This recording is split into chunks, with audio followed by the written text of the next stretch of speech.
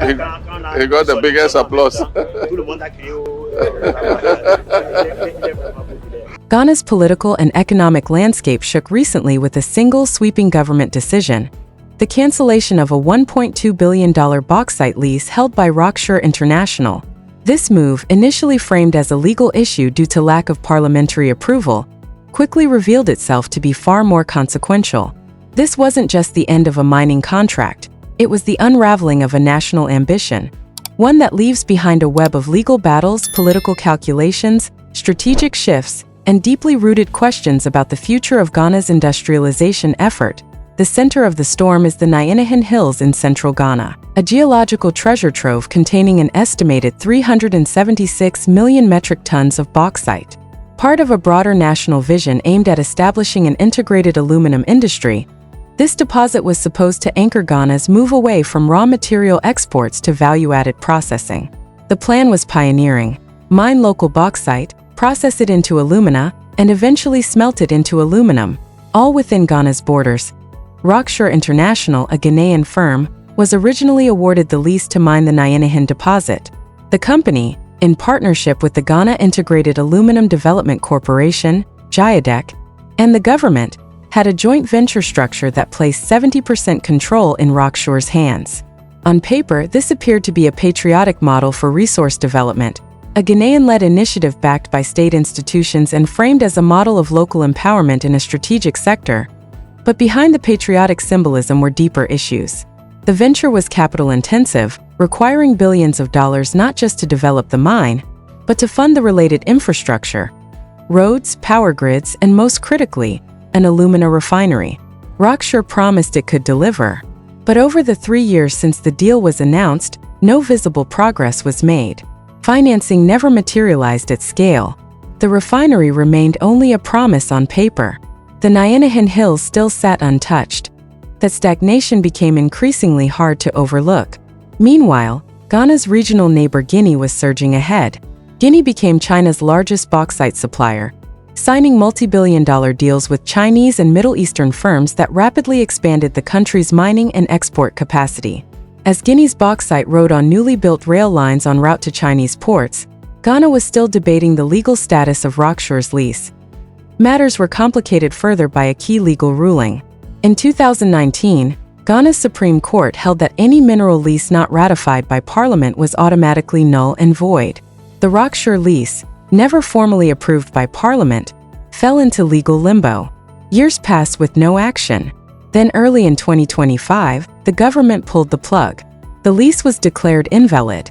But this wasn't just a cleanup of past legal oversights. It was a calculated pivot toward a new resource strategy. Ghana wasn't simply deauthorizing Rocksure. It was inviting global mining giants to replace it. Almost immediately after the lease cancellation, new players emerged. Emirates Global Aluminum, EGA, a Dubai-based industrial titan and one of the world's top aluminum producers, confirmed its interest in Ghana. EGA signed a Memorandum of Understanding (MOU) with GIADEC to explore investment opportunities in both bauxite mining and downstream processing. Chinese firms also began quietly signaling interest in partnership deals. It's a major policy shift. After years of emphasizing local control and resource sovereignty, Ghana is now actively courting deep-pocketed international investors, those with the capital, experience, and technical expertise to build the infrastructure Ghana needs. The shift is urgent and arguably overdue. Aluminum demand is surging globally, driven by massive industries like electric vehicles, renewable energy, packaging, and aerospace. With an estimated 900 million metric tons of bauxite scattered throughout its territory, Ghana is sitting on the raw material engine of the future. But to capitalize on it, time and scale are essential. That EGA's interest isn't just opportunistic. The company already operates a massive aluminum smelter in the United Arab Emirates and is one of the few firms globally to control the entire value chain, from bauxite mining to alumina refining to aluminum smelting. EGA had previously sourced much of its bauxite from Guinea, but after its license was revoked there for failing to meet refinery obligations, the firm began looking for alternatives. Ghana, with its rich deposits and comparatively stable political climate, suddenly became a prime target. For Ghana, this change in approach brings potential and peril. EGA's entry could unlock billions in capital investment, create thousands of jobs, and finally realize the dream of a fully integrated domestic aluminum industry. But it also raises difficult questions about control, sovereignty, and local benefit. After pushing out a Ghanaian company like Rockshore, can the government ensure that foreign giants like EGA will genuinely invest in skills transfer, local content, and value addition? Or will the country again fall into the trap of exporting raw or importing finished products? These concerns are not abstract. Ghana's history is full of resource booms that ended with little long-term development benefit for its people. From timber to gold to cocoa, the country's economy has long struggled to evolve beyond raw commodity exports.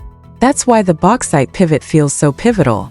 If done right, it could transform Ghana into a regional processing hub for aluminum, drawing investment not just in mining, but in manufacturing, such as auto parts, cables, packaging materials, even aircraft components.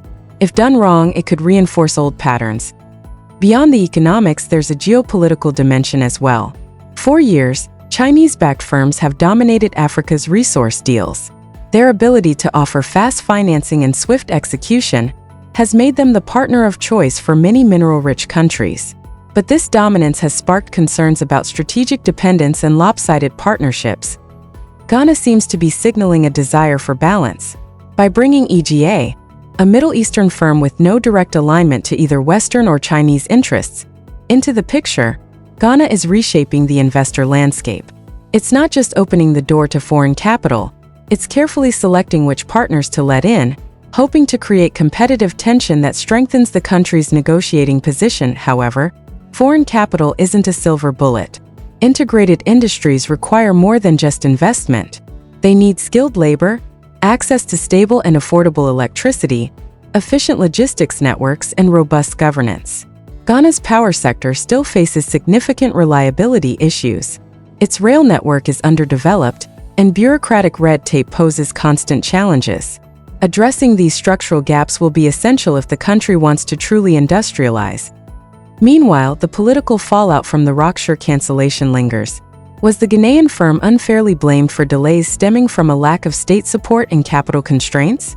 Could Parliament have salvaged the deal earlier through ratification? Or was the local model always doomed in a globalized economy where capital, technology, and logistics are monopolized by major players?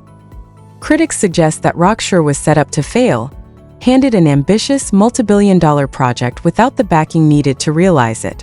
Supporters of the cancellation argue that Ghana couldn't afford to wait any longer. With global markets shifting and electrification accelerating, the aluminum window is now. Every year lost is an opportunity handed to competitors like Guinea. Ultimately, this is bigger than Rockshore or EGA. This is about a country redefining its economic identity through its natural wealth. Can Ghana leap from being a raw material supplier to an industrial leader in aluminum? Broaden its export base beyond gold and cocoa? Create jobs, skills, and industries that last generations? If so, the Nyanahin Hills deposit will become more than just a mining site. It will be the heartbeat of a new Ghana, one built not just on rocks beneath the ground, but on bold vision, smart partnerships, and the relentless pursuit of value addition and national transformation. But realizing that future requires getting the details right, negotiating strong contracts, ensuring environmental protections, prioritizing community benefits, demanding transparency, and balancing foreign investment with homegrown development. Ghana now stands at a crossroads. Its bauxite reserves are a passport to industrial modernity, but that passport comes with conditions. The next deals must do more than secure mining rights. They must write a new chapter for Africa's resource economies, where development is inclusive, growth is sustainable, and the wealth beneath the ground empowers lives above it.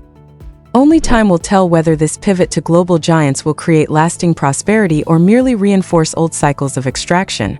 But one thing is clear, the stakes have never been higher. This is not just Ghana's story. It's Africa's story. And the world is watching.